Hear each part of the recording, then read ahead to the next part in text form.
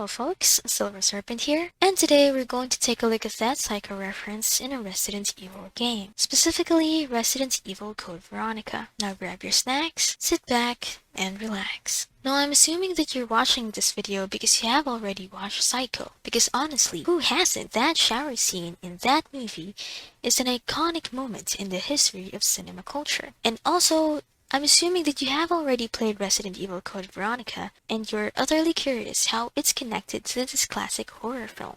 Nonetheless, there's a possibility that you haven't seen the film yet, or you haven't played the game yet, or both.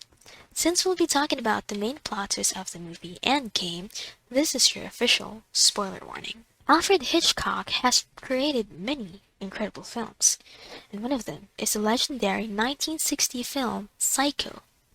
Psycho is considered to be one of the films that pioneered the slasher horror genre, along with another film that was released the same year.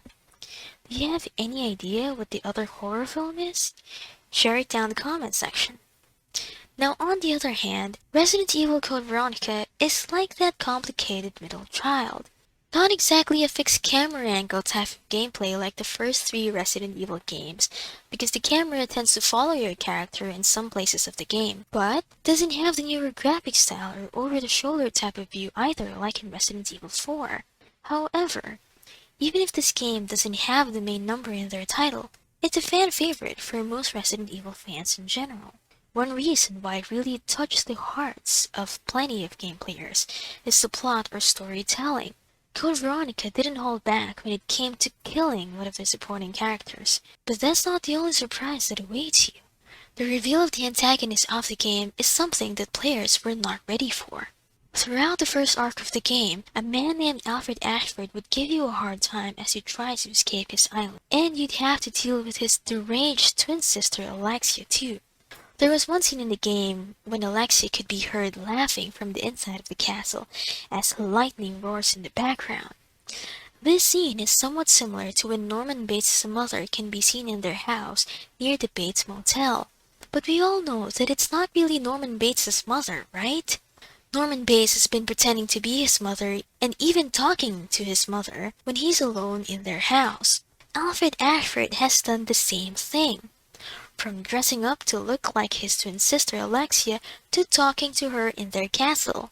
There is a scene in the game where you overhear them talking, or rather, it's just Alfred talking to himself. That scene firmly established that Alfred was talking to his twin sister Alexia.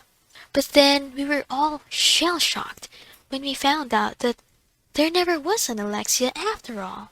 The very same reaction we had when we found out that it was Norman Bates who committed the crime all along. Both games and movie have a compelling story that will definitely leave people in awe the moment they witness it for the first time. And there is no question that both of them delivered a massive plot twist that deserves an applause. And that's it for this video. If you enjoyed this short discussion, kindly leave a like and or a comment. You may also subscribe to my channel as well.